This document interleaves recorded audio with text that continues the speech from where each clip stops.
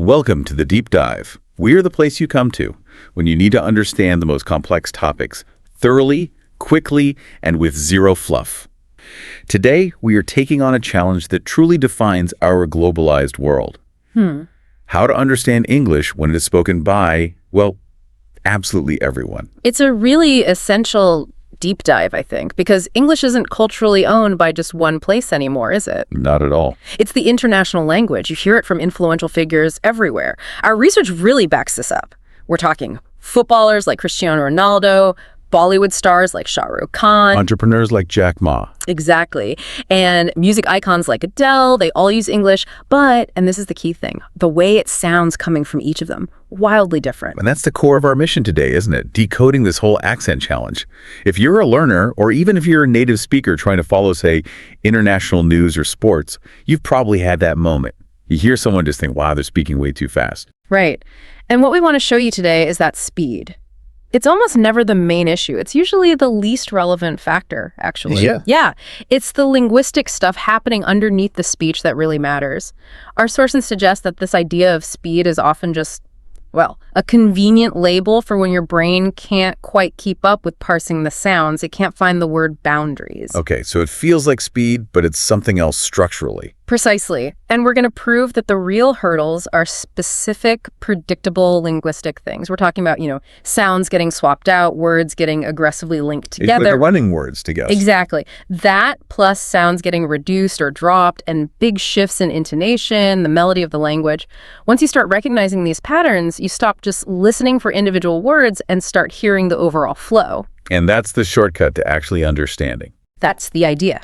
We've gathered a fantastic amount of source material for this, looking closely at 10 really distinct English accents from all over the globe.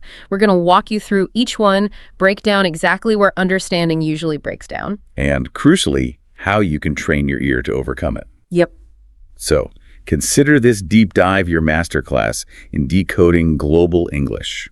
Let's get started. Part 1 is all about native speakers, the ones who, maybe surprisingly, can still be incredibly hard to understand. Not because of mistakes, but because of nuance. Yeah, it's really important to start with the UK, I think, because most English language teaching focuses on a standard variety, right? Like RP or maybe General American. The Queen's English or standard newsreader type. Kind of, yeah. But the thing is, regional UK accents, even though they're grammatically perfect, they use these subtle linguistic shortcuts that just completely bend or even break those standard rules. And that makes them surprisingly tough for learners. It's funny, isn't it? When you listen to a non-native speaker, you're kind of braced for potential errors. But with a native speaker, you assume everything's going to sound standard. And that assumption is exactly what trips you up. Okay, so where do we start in the UK? Let's head straight to Northern England. We'll look at a really fundamental phonetic shift first, and then the big challenge, linking words. All right, Northern England. What's the key phonetic thing happening here? Okay, so this involves a really core vowel sound. For most learners, the letter I makes that clear I sound, right? Like in bike or my or like... Standard diphthong. Exactly. But our sources show this massive substitution happening in many Northern accents. Instead of I, they use more of an ah sound. Like in car or father. Precisely that sound. It seems like a small change, but think about how often we use the word I. Constantly. I think, I want, I live. Right. So if someone says, I get a day off, you're listening for I get. But what you actually hear might sound more like, I get. I get. Or I like this becomes I like. Or even something like where I live turns into where I live. Wow. Okay, I can see how that would throw you off immediately. Yeah. Your brain's expecting one sound for a super common word and it gets another. It's a huge cognitive load instantly. Your brain has to do this rapid, unconscious translation, okay, ah means I, before it can even start processing the rest of the sentence. If you don't make that connection fast enough, the whole sentence can just fall apart right there. Exactly. But honestly, that's maybe the simpler part. The real monster, when we talk about understanding rapid native speech, especially Northern English in this case, is linking, or concatenation, as linguists call it. Running words together, basically. Yeah, but aggressively so, to the point where individual words completely lose their own sound boundaries. They just melt into each other. Why does that happen? Is it just laziness? Not laziness, efficiency. It's about conserving effort. We naturally blend the last sound of one word into the first sound of the next, especially if it's a consonant followed by a vowel. It avoids stopping the airflow. Smoother, faster. Makes sense for the speaker. But for a learner, someone trying to pick out individual words from that stream of sound, it's absolutely lethal for comprehension. And the source material gave some really striking examples of this, didn't it? Real-world cases where linking just destroyed the meaning. Oh, absolutely. Two fantastic ones. The first was the phrase, about 8 hours. Simple words. Everyone knows them. About 8 hours. But the way it was actually heard, because of the linking and maybe how the H in hours wasn't fully pronounced, the listener heard something that sounded like about Tate Towers. Wait, Tate Towers? Like the art gallery or something? Exactly. Total confusion. Okay, hang on. Break that down.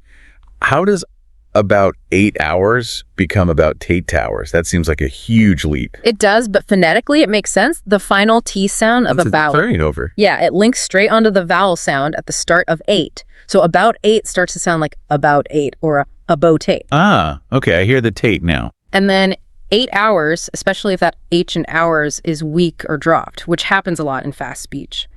8 hours can merge into something that sounds like towers. The brain hears Tate followed by something like hours and just grabs the closest plausible phrase it knows. Which might be Tate Towers. Wow, so if you're trying to figure out travel time and you hear about Tate Towers, you're completely lost. Is it a place? Is it a duration? Precisely. The meaning is just gone. And notice, it wasn't because the person was speaking at lightning speed necessarily. It was the linking. The sounds merged across the word boundaries. Your brain couldn't find the gaps. Okay, that's a powerful example. What was the second one? Just as good. It involved prepositions, which were already tricky. The phrase was, finish up in a village. Finish up in a village. Seems straightforward. But the source noted that the linking between up and in was so intense, so seamless. That up in became. One sound, it sounded like pin. Pin, like P-I-N. Exactly. Yeah. So the listener processed the phrase as, finish up pin a village. Finish up pin a village. That doesn't make any sense. None at all. Again, it's a complete merger. Two common words, up and in, just fuse into this totally new sound, pin. Your internal dictionary has up, it has in, but it doesn't easily map pin in that context. So comprehension stalls again. So the takeaway from Northern England isn't just the I to ah thing. It's this really aggressive, almost invisible linking that melts words together. That's the big one. Training your ear isn't about trying to mentally slow the speaker down. It's about learning to anticipate where these links are likely to happen and kind of hearing the ghost at the boundary even when the speaker smooths over it. Recognizing the efficiency tricks native speakers use. You got it. It's a cognitive trade-off they make without even thinking. Okay, that's really clear. Where are we heading next in the UK? Let's go further north now to Scotland. This brings in a different set of challenges. The pronounced R sound, or rhoticity, and another efficiency mechanism reduction. Scotland. Okay, so the R sound. How does that differ from, say, standard British English? Well, it provides an immediate contrast, especially with what many learners are taught as standard British, which is often RP, received pronunciation. Let's clarify that term, rhoticity. Right. So standard British English, or RP, is generally non-rhotic. Meaning speakers don't pronounce the R sound if it comes after a vowel and isn't followed immediately by another vowel sound.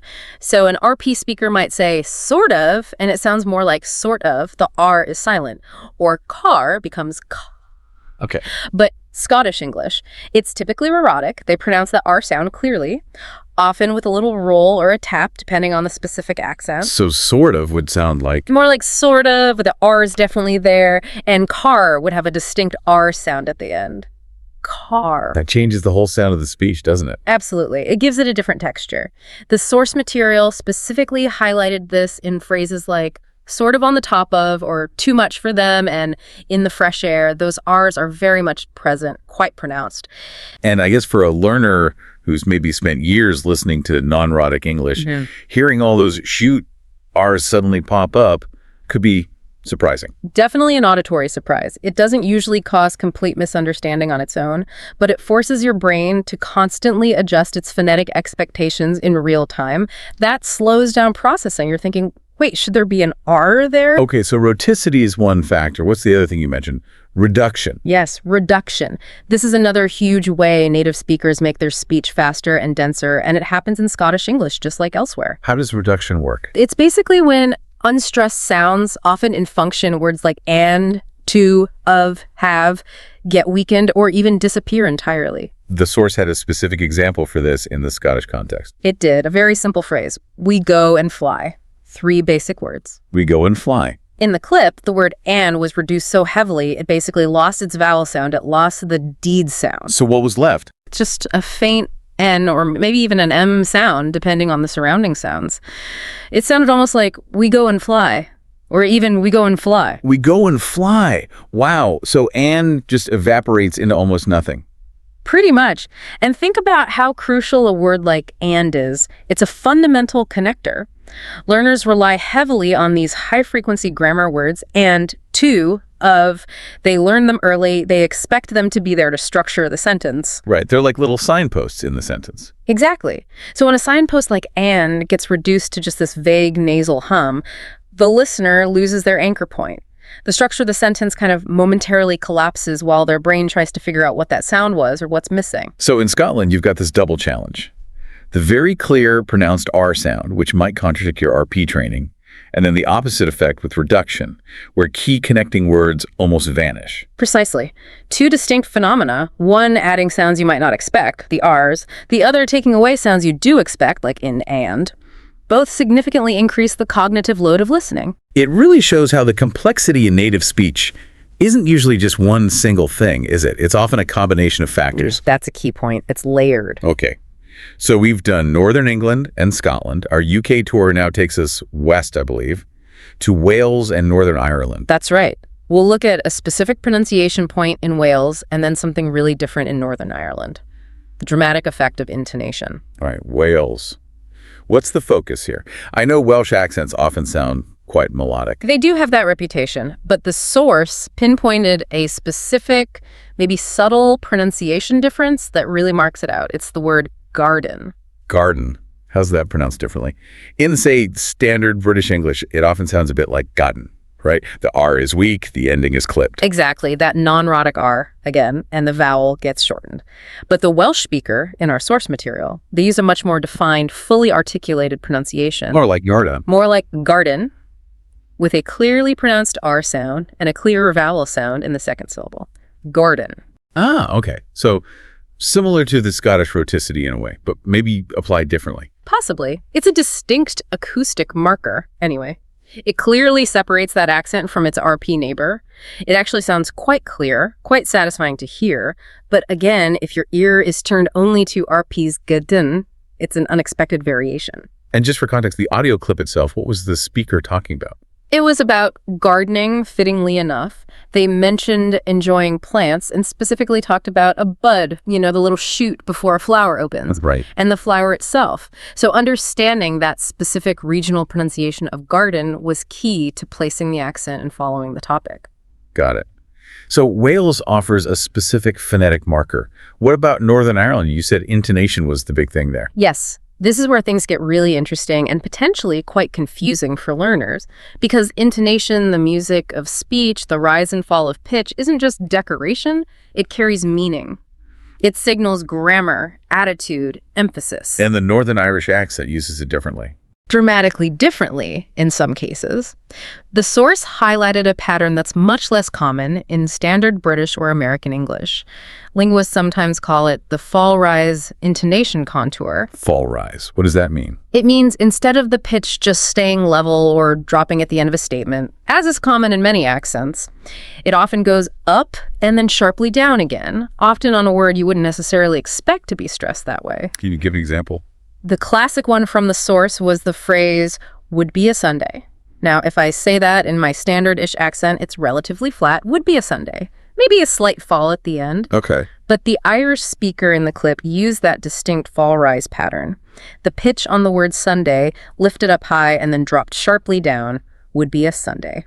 Oh, I can almost hear that. Sunday. Exactly. And they noted the same pattern on the word country. It gives the speech that recognizable, almost sing-song or musical quality that people often associate with Irish accents. So it sounds musical, but how does that actually challenge comprehension? Does it make it harder to understand the words? It's less about understanding the individual words and more about processing the implied meaning. In standard English, that kind of fall-rise pattern is often used for specific functions, like signaling politeness, or maybe doubt, or a slight contradiction, or implying but. Ah, okay. So it carries extra information. Right. So when a learner hears this pattern used much more frequently, even in simple, straightforward statements where none of that extra meaning is intended, their brain can get confused. It keeps trying to interpret an attitude or implication that isn't actually there. So you're wasting mental energy decoding the music when you should just be getting the facts. Pretty much. It fundamentally changes how you process emphasis and information structure within the sentence. It's a rhythmic and melodic interference. And just to round out that Northern Irish clip, what was the topic? It was very grounded in local life. The speaker was talking about fishing. Fishing? Oh. Yeah, they mentioned having their fishing rod, obviously for catching fish, and talked about going down to a stream. A stream, right, smaller than a river, flows naturally. Yep. And using a net to catch fish. Specifically, they mentioned catching tiddlers. Tiddlers, that's a great word. Means very small fish, right? Exactly. It's a wonderful, very regional, quite endearing term. So you have this mix, this specific local vocabulary like tiddlers, combined with that really distinct musical intonation pattern.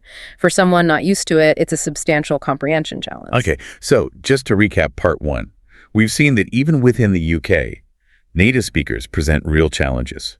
Northern England with its vowel shifts and intense linking. Scotland with its rhoticity and reduction. Wales with specific pronunciations like garden, and Northern Ireland with its unique intonation patterns. And the key thing is, in all these cases, the speakers weren't making mistakes. They were speaking perfectly grammatical, natural English for their region, yet understanding them could still be really difficult because of these specific linguistic features.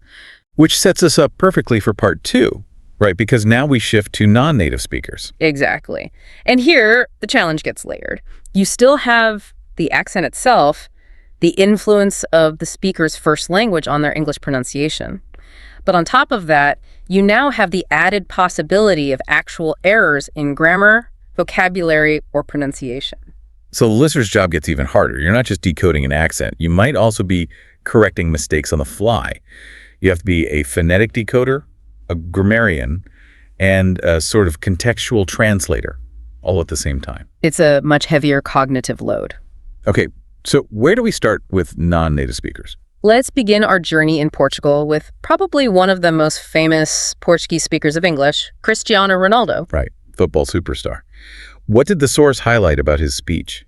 Interestingly, the first thing noted was that his pace was actually quite slow. Slow, you mean not fast? Yeah, relatively deliberate, which, as we discussed, people often think is the magic bullet for clarity.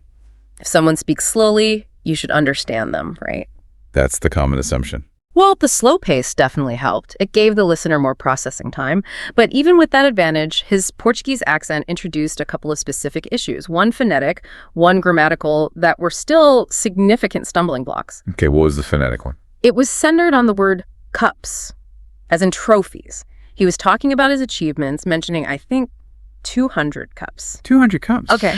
But the way he pronounced the vowel sound in cups, it came out sounding much more like caps. Caps, like baseball caps or bottle caps. Exactly. That single vowel shift from the short sound in cups to the short a sound a in caps is surprisingly disruptive. Why?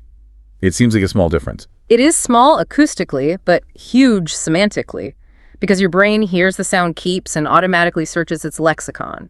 Caps is a very common word. Your brain defaults to that, meaning baseball caps, bottle caps, maybe even earning caps for playing for his country. Right, it triggers the wrong meaning. Totally. So the listener has to instantly hit the brakes, mentally rewind, think about the context. He's talking about achievements, trophies, and then realize, he must mean cups. So that tiny vowel slip forces this massive mental recalculation. Precisely. It completely overrides the benefit gained from the slower speaking pace. It proves that even a minor phonetic deviation, if it changes the word into another plausible word, can cause real problems. Okay, that makes sense. And what was the grammar issue? It was a classic example of difficulty with idiomatic English, specifically verb collocations, which verbs naturally go with which nouns. He said something like, to do a party. To do a party.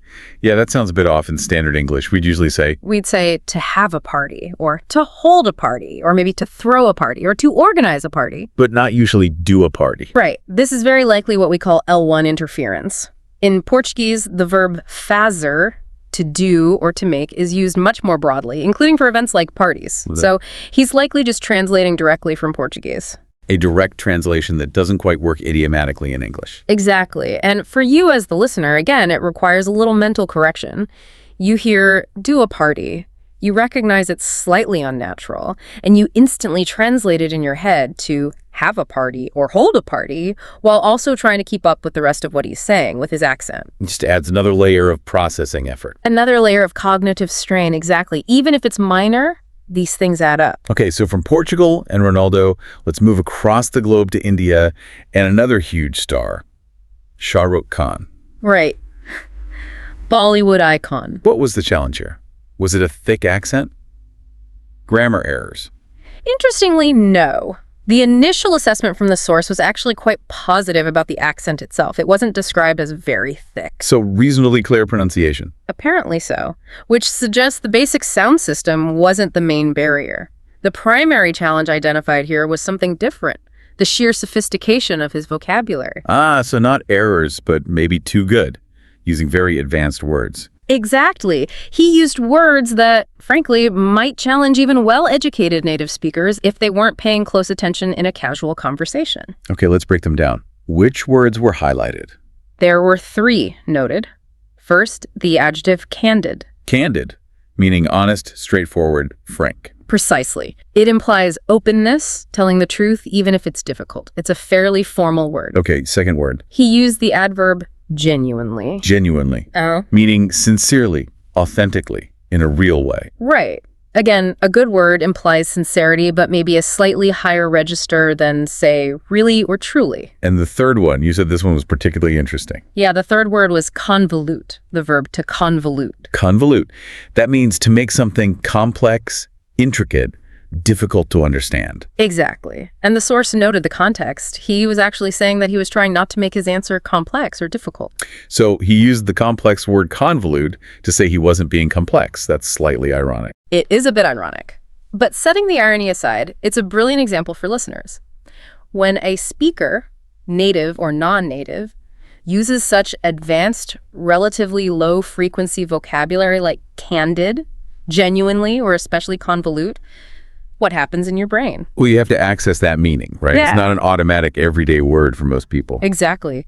Your brain's resources get momentarily diverted away from just tracking the sounds and the grammar, and they have to focus intensely on semantic recall.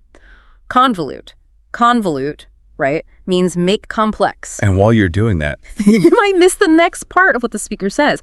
Even if their accent is perfectly clear, your processing gets bottlenecked by the demand of understanding that single advanced word. so it's a completely different kind of comprehension barrier compared to Ronaldo's caps issue. It's not phonetics, it's lexicon. Totally different flavor, yes. Yes. It shows that fluency isn't just about mastering the sounds or the grammar, it's also about navigating the vast layered vocabulary of English and choosing words that your listener is likely to know easily. That's a really important point. Okay, from India and advanced vocabulary, where to next? Let's go to China. We'll look at issues related to phrasing and articulation, specifically with Jack Ma, the founder of Alibaba. Jack Ma. Okay. The source said he was generally a pretty good speaker of English. Yeah, the overall assessment was strong. But even so, there were a couple of specific words or articulation points that proved challenging for the listener. What were they? His speech provided really good examples of something called truncation. Truncation, what's that? It's when the end part of a word gets cut off or isn't fully pronounced.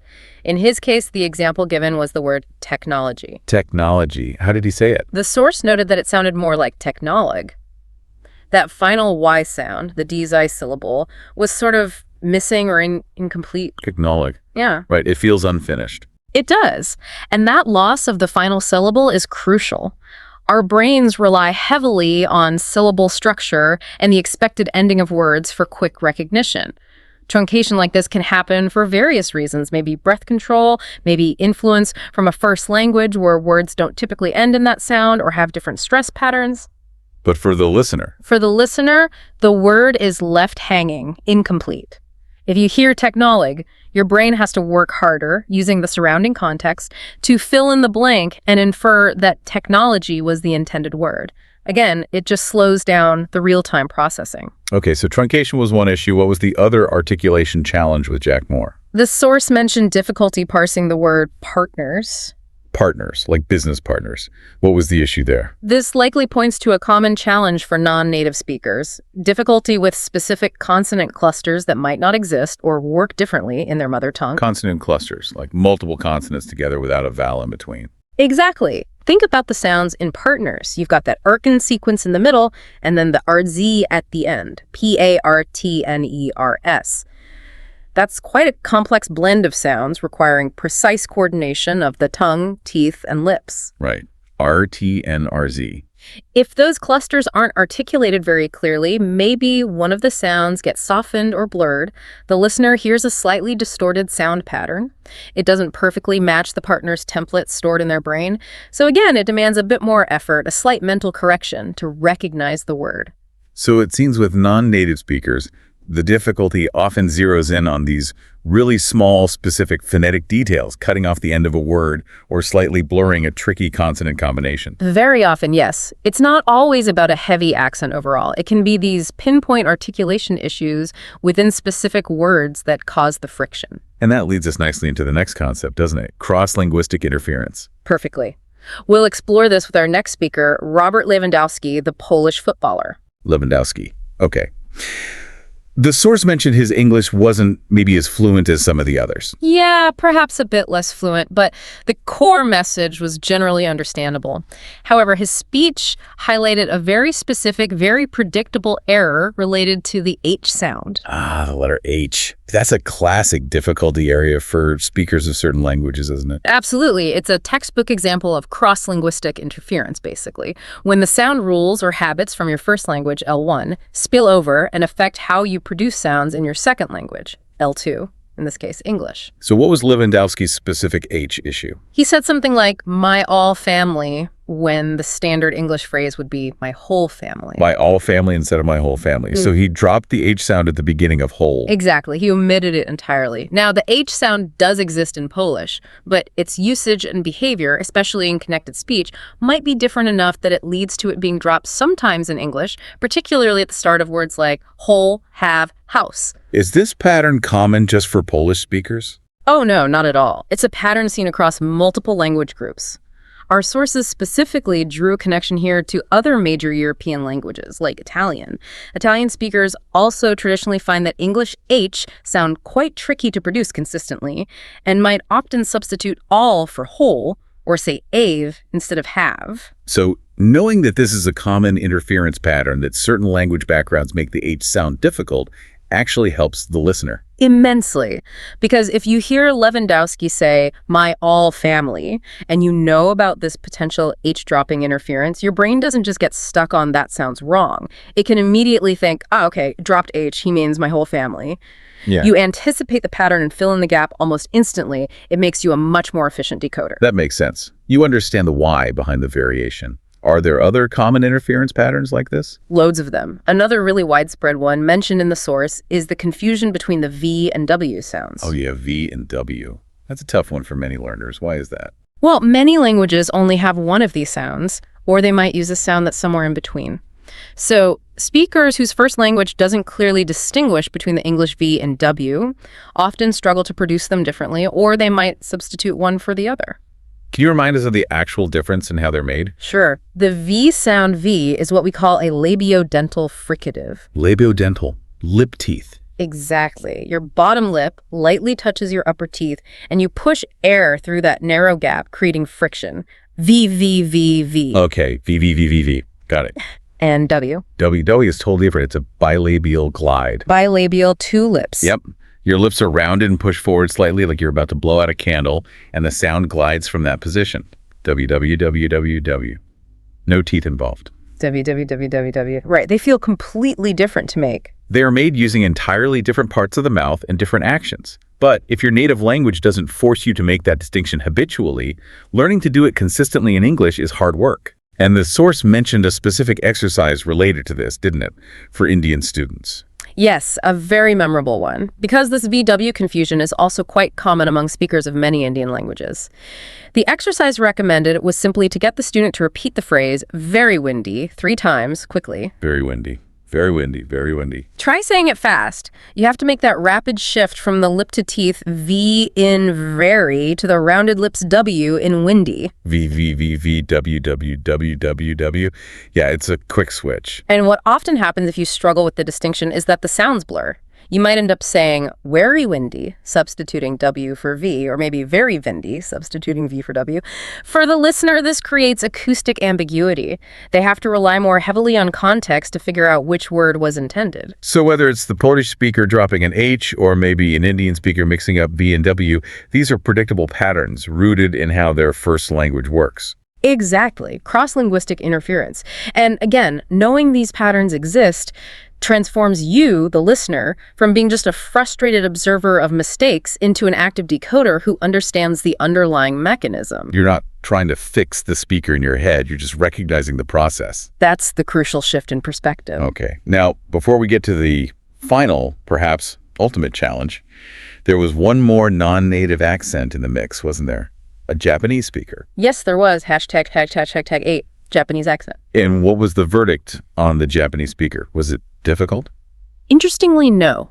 This speaker provided a really useful contrast to some of the others we've discussed, like the ones with truncation issues or significant grammatical errors. How so? The overall assessment from the source material was that this speaker was actually very clear and quite easy to understand. Even though they had a Japanese accent? Yes. The Japanese accent was definitely audible. You could tell where the speaker was likely from, but it didn't significantly impede intelligibility. Why is that comparison important for our deep dive? Because it perfectly reinforces our core thesis. An accent in and of itself is not necessarily the barrier to comprehension. Ah, right. You can have a noticeable accent but still be perfectly clear. Exactly.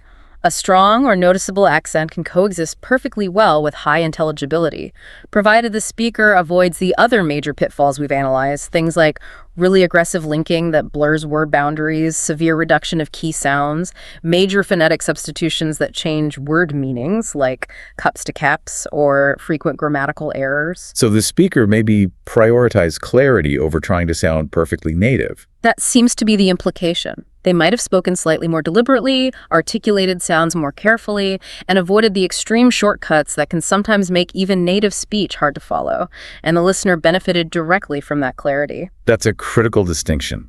Accent versus intelligibility. They aren't the same thing. Not at all. And it's a hopeful message for learners, too. You don't necessarily need to eliminate your accent entirely. Focusing on clear articulation, avoiding major errors, and maybe moderating speed slightly can go a very long way towards being easily understood. Okay, so we've now looked at 8 distinct accents, 4 native UK variations, and 4 non-native examples from Portugal, India, China, and Poland, plus the contrasting Japanese example.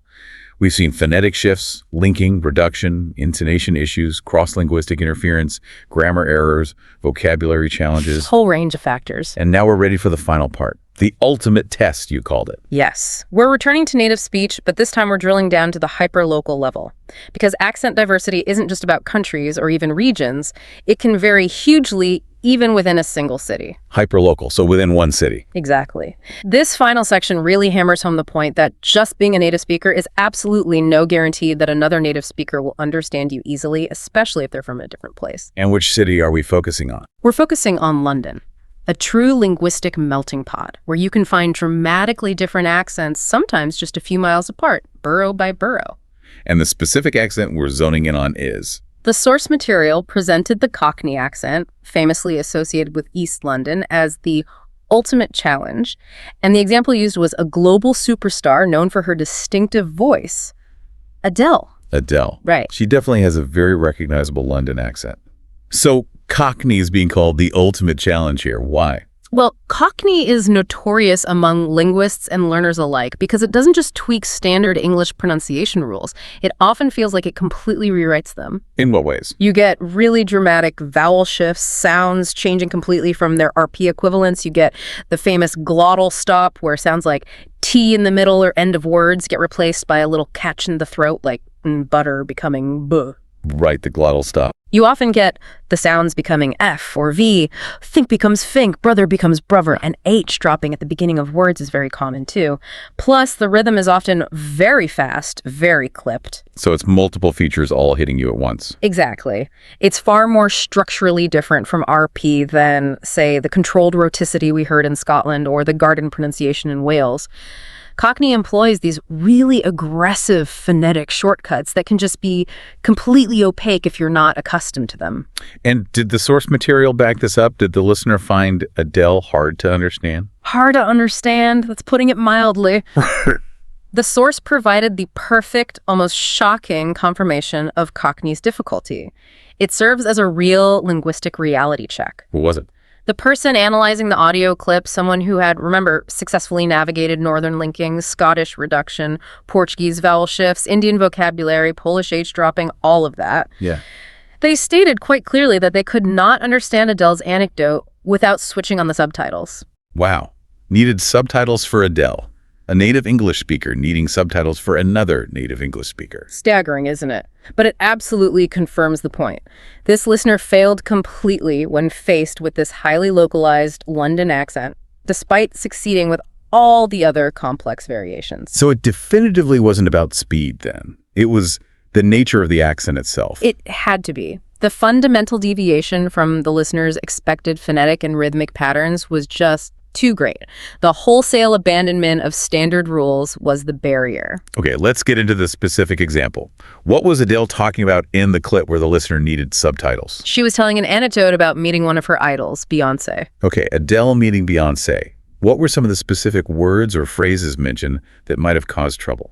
Well, she described being in Beyoncé's dressing room. Now, in a Cockney accent, that R in dressing might be weak or dropped, and the vowel sound in room could be shifted significantly from the standard RP sound. She mentioned there was only a little curtain separating us.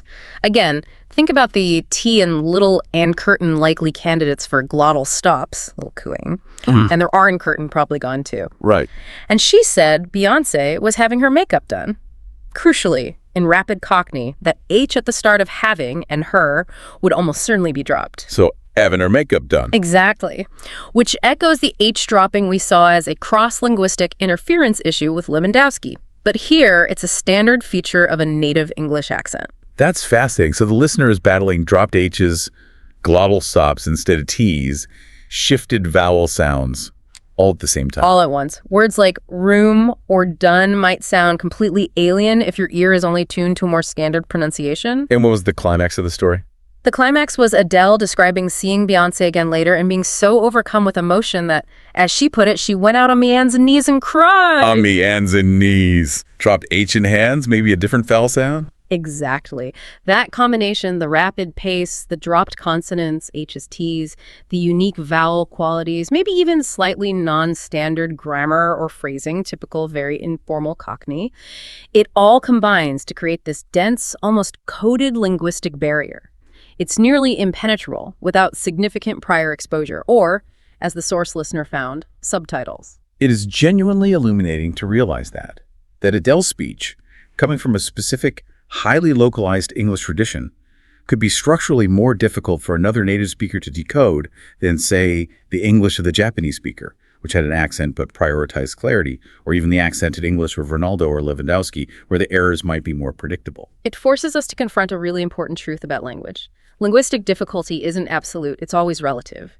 It's a measure of how much a particular way of speaking deviates from the listener's ingrained expectations or baseline. And sometimes these highly localized native accents deviate the most dramatically from the standard baseline most people carry in their heads. Which I suppose brings us nicely to wrapping this all up. We've journeyed through 10 very different soundscapes of English. We have, from regional UK nuances to global non-native variations, right up to the hyperlocal challenge of Cockney. So let's move into our final segment. Synthesizing all these challenges and figuring out the big takeaway for you, the listener. Okay, so we've been on quite a journey. across continents through different dialects and accents. And I think we can really boil down the true barriers to understanding, the key takeaway. It is almost never just about speed. Right. Speed is the symptom, not the cause. Exactly. The real friction, the things that make you struggle to understand, comes from a combination of about 6 distinct linguistic mechanisms. These are the things creating that gap between what your brain expects to hear and what actually hits your ears. Okay, let's listen out. Mechanism number 1. Subtle native phonetic shifts, like that Northern English example of the ah sound replacing the sander I. It forces your brain into doing an immediate subconscious translation right at the start of common phrases. Mechanism 2. Aggressive word linking, concatenation, where the sounds just melt together across word boundaries, completely erasing the acoustic gaps you expect. That's how about 8 hours somehow becomes the nonsensical Tate Towers. Okay, mechanism 3. Linguistic reduction. This is where those small, unstressed grammar words, the ands, ofs, tos, get weakened or even vanish into just a tiny sound, and collapsing into just an N or M sound, and we go and fly. You lose those crucial structural markers. Mechanism 4. Unusual intonation patterns, the music of the language being different from what you expect. We saw this most clearly with the Northern Irish fall-rise pitch contour, which can confuse your interpretation of the speaker's meaning or emphasis. Right. Mechanism 5. Cross-linguistic interference. This is specific to non-native speakers, where the rules and habits of their first language directly impact their English production. It leads to those predictable patterns, like the missing H sound we heard from the Polish speaker and see in Italian speakers too, or the common VW confusion. And finally, mechanism 6. The added layer of cognitive complexity that comes with actual grammar and vocabulary errors in non-native speech. Things like Ronaldo saying, do a party instead of have a party, or Shah Rukh Khan using very advanced words like convolute. These force your brain into doing constant microcorrections or intensive vocabulary lookups while trying to follow along. So those 6 things, phonetic shifts, linking, reduction, intonation interference, and errors, are the real culprits behind comprehension difficulty. That's what our deep dive strongly suggests. And the actionable knowledge for you, the listener, comes from recognizing these specific mechanisms when you hear them. How does that help? Because once you can identify what is happening, okay, that was aggressive linking, or right, that's H-dropping interference, or that's the fall-rise intonation, you stop feeling frustrating just thinking they're talking too fast. You stop hitting rewind uselessly. Instead, you start listening more actively, more strategically. If you recognize linking, you start listening for the likely points where words will merge, anticipating it. If you recognize reduction, you learn to fill in the missing function words from context. If you recognize interference patterns, you can predict and mentally correct them faster. It transforms listening from just passively trying to absorb sounds into an active, informed process of decoding. You're using your knowledge of how accents work. Precisely. Being able to name the phenomenon is incredibly powerful. Knowing its rhoticity or truncation or specific vowel shift allows you to mentally adjust and compensate. That really is the key, the shortcut, to improving your understanding of all the diverse ways English is spoken around the world. It's about understanding the system, not just the speed. Couldn't have said it better myself. So this whole journey, looking at these 10 incredibly varied accents from, say, the clarity of the Japanese speaker despite their accent, all the way to the hyperlocal challenge of Cockney Adele needing subtitles, even for other native speakers. It does leave us with a pretty fascinating final thought, doesn't it? It really does. We've seen just how extreme the variation in spoken English can be. Across continents, definitely, but even within one single city, where native speakers from different backgrounds might genuinely struggle to understand each other without help. So the provocative question is this. If English is the undisputed international language, the global lingua franca, but it varies so wildly in practice that this level of mutual unintelligibility can exist, what does our deep dive really suggest about the concept of a single, correct, standard English accent? Does it still hold the relevance we often give it? Or is the very idea of one standard becoming, well, maybe a bit obsolete in the face of this global reality? It's a great question. If the evidence shows such radical diversity, perhaps the focus globally needs to shift. Maybe away from everyone chasing this theoretical ideal of a perfect RP or general American accent, which are, after all, just specific regional accents themselves. And towards what? Towards prioritizing mutual intelligibility above all else. Focusing on clarity, avoiding the specific pitfalls we've identified, the overly aggressive linking, the confusing errors, the extreme reductions, rather than trying to perfectly mimic one particular sound system. So the goal for every speaker, native or non-native, and for every listener, shouldn't be perfect standard English, but simply clear, effective communication, regardless of the specific accent used. That seems like a much more realistic and maybe more useful goal in our truly globalized English-speaking world. If the standard is just one flavor among hundreds, maybe clarity and understanding are the only benchmarks that truly matter. A wonderful thought to end on, and definitely a practical framework for approaching any challenging conversation or accent you encounter moving forward. Thank you for diving deep with us today. My pleasure. We'll see you next time on The Deep Dive.